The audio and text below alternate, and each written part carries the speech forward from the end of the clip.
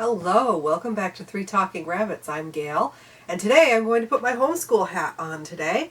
This is going to be a review of what we did last year real quick and what we're going to do this year. Just to warn you, I am going to have a little bit of a sketchy rant, okay? And I may make some of you mad, and I can totally live with that. And hopefully so can you. Last year, we sort of did Torchlight. We did a whole lot of child-led learning. We sort of like went off on his own adventures, which is the magic of homeschool. We used Tara West's Kinder Readers program to get him reading. I had to use like a zip fixer thing to fix the program, but once we got into it, it was awesome. So if you have a reluctant reader, I highly recommend it. Very affordable. You can find it on Teachers Pay Teachers. We did a few like hiking, nature journaling, microscopy. We went on some field trips that were like outside. We went to our neighbor kid has motorbikes and he rides them constantly and he does wheelies outside. There's nobody who lives on this road, so he's safe doing it, but like, wow. Anyway, so we went to the airplane museum in Geneseo, and they're mostly out, like they aren't totally outside, but the hangars are so big that it has such a big airspace. We felt pretty comfortable doing that. And they also said that they required masks, and there were 3 people wearing masks there, and they were us. So, we didn't do any more inside anything after that because we just weren't going to risk it. We did not do any of his social club things. We had a couple play dates with friends, like spaced out. And we had some online play dates, and that was about it. So his socialization has been like, so is mine. I've gone feral. This year, we are continuing with Torchlight 2. And we're using Logic of English. We're going to be entering it on the B level. I think he's beyond that, but there's some things that I want him to like catch up on. And I think we're going to blast through C, and I think that D is going to be where he really ought to be. So hopefully we can get him up onto a 3rd grade reading level without any more problems. And I'm waving this piece of paper around. Isn't this fun? Math Mammoth is, we're going to be continuing with that. Real Science Odyssey has been awesome. We're continuing with that. German is another thing we're going to keep on with via Duolingo and the Felix and Franzi, I think it's called Goth.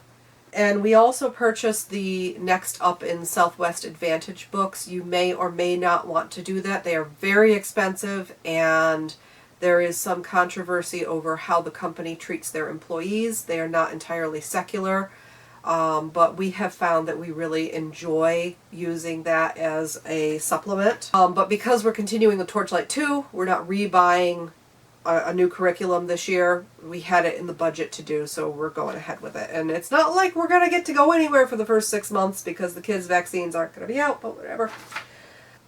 He is reading. Finally, thank God.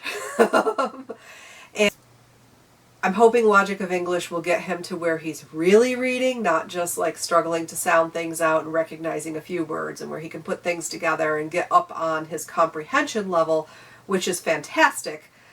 We started the Silmarillion online. There's a YouTube read aloud thing with a slideshow. It's awesome. He understands everything going on. He's asking all the critical questions for it. Like, my kid is turning into an official Lord of the Rings geek. It's awesome. We got into microscopy, and so we're going to continue with that. That has been a tremendous amount of fun. You can do that with just like household stuff once you have the microscope and the slides. Like, nail polish has been our best friend. I never thought I'd be using clear nail polish, but here I am making microscope slides with clear nail polish so my son can look at his toe skin. It's actually pretty awesome. We've really been enjoying it. We have also been nature journaling, and if you aren't familiar with what nature journaling is, I highly recommend looking that up. You can look it up on YouTube. You can go on Facebook and search for nature journaling groups. They are awesome. It is a great way to get kids to slow down, ask questions, observe, draw from life, make recordings of things. It's just fantastic, okay? Highly recommend doing that. Pencil, notebook, colored pencils maybe. Perfect. Makes them write things. Like he has to actually write words. It's awesome. We are also going to continue our great food adventure. We started that when he was in preschool, I think. And we have done that every year. It's been great. It encourages him to try new foods and write down what he likes and what he doesn't like and why. And then we can revisit those things and see how his tastes change over the years, which really kicks his science brain into gear, and he loves that. We have also had ducks and chickens this summer. We're doing the meat chickens again, which is really my project, not his. He does help with it somewhat. He's been getting the eggs from our layer birds. But he's been really into the ducks. He's fascinated with how they've grown. He's really looking forward to eating them. We are reinstituting Field Trip Fridays. Everything we're going to be doing will be outside. So I'll have to find like historic sites and interesting things, new hiking trails to do outside, which is fine. More nature journaling. We might start a history journal of some kind for like local history, which would be super cool. So we'll do that. This one may piss some people off. So I have started a homeschool co-op for people who want to take precautions against COVID. So that means mask wearing, pro-vaccine. Okay? And I didn't necessarily specify that it was pro-mask, pro-vaccine on the Facebook group. Because I wanted people to have a safe space where they felt like they could, meet up, small meetups, that type of thing. And I didn't want to exclude people there. However, when we did the planning meeting for the actual co-op, what we all agreed on, unanimous, enthusiastically, is that our comfort level is pro-vaccine. So all adults must be vaccinated, and when the children can be vaccinated, they must be vaccinated. So, when we can get our kids vaccinated, we have to. And we had somebody come in after I posted the rules that had been discussed, get all up in my face about why does she have to disclose her vaccine status? And, I'm going to say, there is a wonderful co-op just down the road from me, and it's run by Lee, which is a religious group. It's not my religion. They require that you sign a statement of faith. I'm not going to sign a statement of faith for a faith that isn't my religion. That's disingenuous. That it's not cool. Why would you do that to somebody? Why would you do that to yourself? I'm not a Christian. Why would I expect that Christians who want an exclusively Christian group, and their brand of Christianity at that, why would I expect them to make accommodations for me who does not believe what they believe? That's unreasonable. They shouldn't have to do that. And why would someone who is an anti-vaxxer come into a space that is distinctly pro-vaccine, has said that they're pro-vaccine, that this is a condition of joining this group, and be like, you should make an exception for me? No, that's not cool. No. So there are literally dozens of homeschool co-ops in Rochester and the surrounding areas that do not require vaccines. Join one of them. We are the only one that I could find that actually requires vaccines, and I couldn't find one, so I made one. And that's our comfort level. And you need to find your tribe, okay? So, but if you're having in-person play groups, and the whole purpose of the co-op is to have a COVID-safe environment, you have you have three options. You have social distancing, which is you stay over there, and the kids ain't going to stay over there, okay? You have masks, and you have vaccines. And our kids' shield is the bunny mask, okay? All right? I'm not going to deliberately expose myself and my child to people who are unvaccinated. I'm just not. That's a no. We have to interact with the public. That's a given. You know what? We have a 50% vaccination rate in our county right now, which is abysmal. Please go get vaccinated. Please. A Delta is nasty, honeys. You don't want it. I don't want you to get it. It's a little prick in the arm. Just do it, okay? It's your choice. Like nobody can force you. I support your medical freedoms, okay? But not when they impact the health of my child. And I'm not going to tell you that you have to get vaccinated or that, oh, the government should make you. No. I'm not down with that, okay? I think you should make the decision to get vaccinated because it's the right thing to do. But I'm not inviting you for coffee and play date if you aren't vaccinated. And that is a personal choice, and that's a consequence of personal choices. And everybody ought to be okay with that. So I guess what I'm saying is find your tribe and go play with them.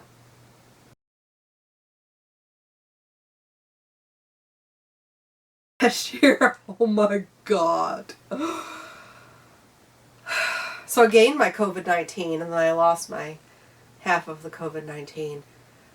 How about you? I had COVID-19 twice. It sucks. I do not recommend 0 stars. Okay? There was a video that I did, I want to say back in March or April, where I was like, I don't have COVID-19. I totally had COVID-19. And then I had it over Thanksgiving, and it was a light, like a COVID light, where I couldn't smell anything, and my sinuses were just going nuts. And that was unpleasant, but not quite as scary. I had low energy all year until I got vaccinated, and about 3 days after the second vaccine, I had energy again. It was fantastic.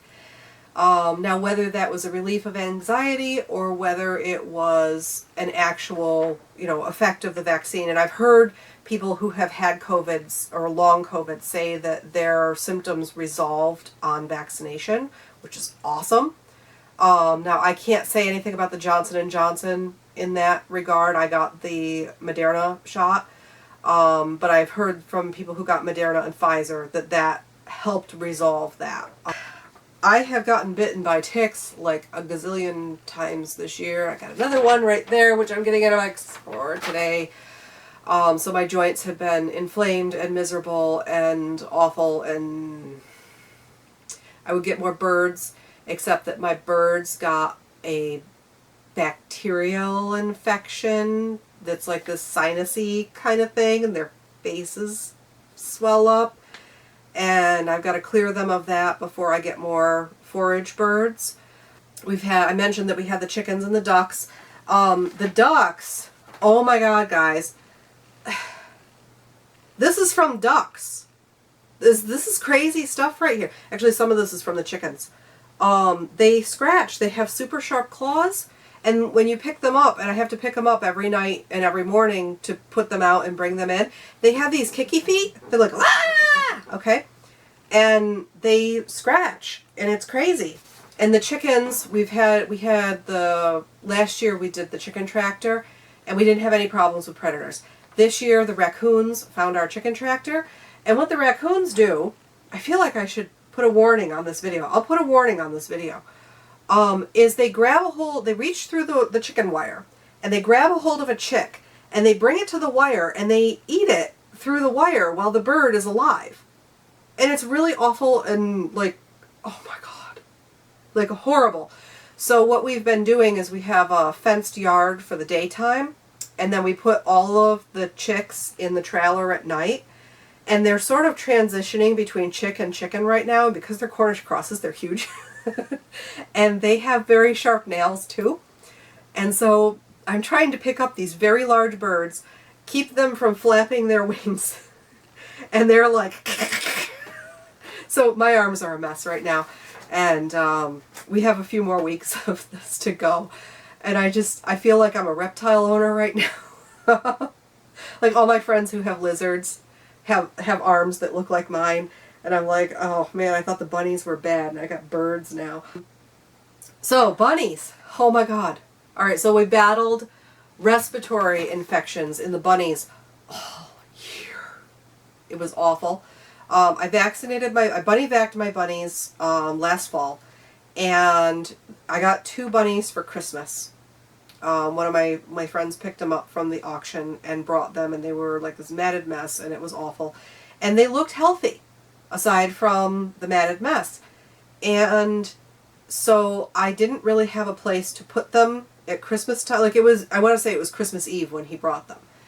And so I very foolishly put them in my bunny house. Don't do that.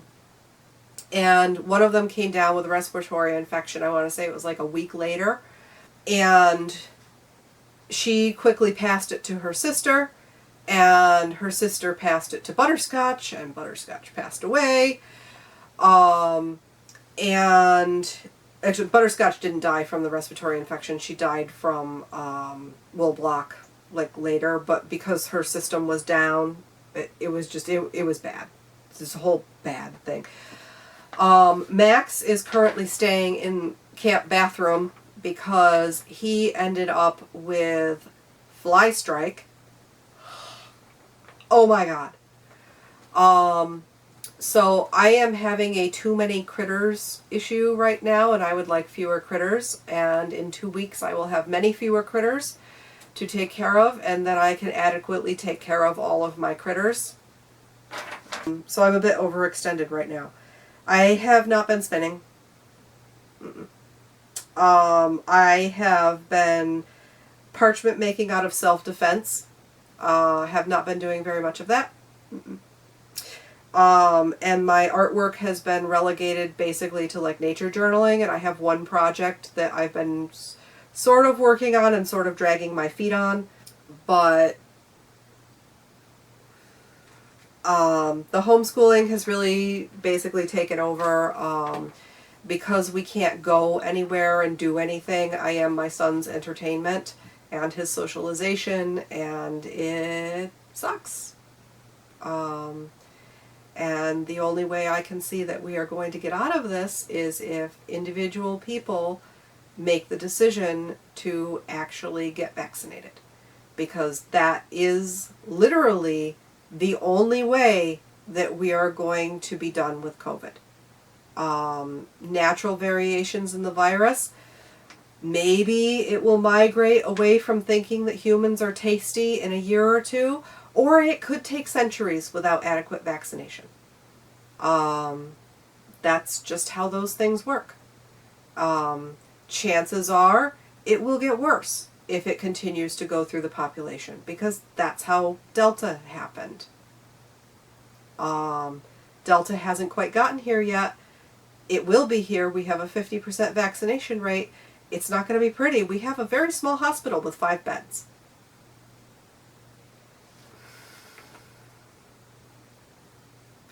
So, go get vaccinated. And then you can join my co-op. I think that's about it. I'm very much looking forward to this year in homeschool. We will see how things go. But, yeah. Interesting stuff. And it's really been interesting having the plague schoolers come into homeschool. And it's been interesting to see all of the different kinds of people who came into the homeschool world because of COVID. And it will be very interesting to see how this changes the homeschool world and the public school world, and what effects this has on our kids long term. I mean, my son has missed out on some critical socialization years. Like, I never wanted to be the kind of homeschooler who never lets my son leave the house. I was like, no, we're going to be going all the time and all these social clubs, and he's plenty of socialization. It's not a problem. And then COVID hit.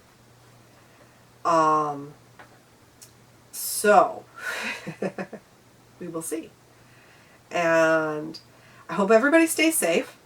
Get vaccinated if and when you can, please. Yes, it's not scary. Okay, it's a safe vaccine. Do it. And until you are fully vaccinated, that's 2 weeks after your final shot, whether it's the 1 or the 2. Okay? Happy bunny mask. Wear the face rag. Very fashionable. Okay? Everybody have a great day.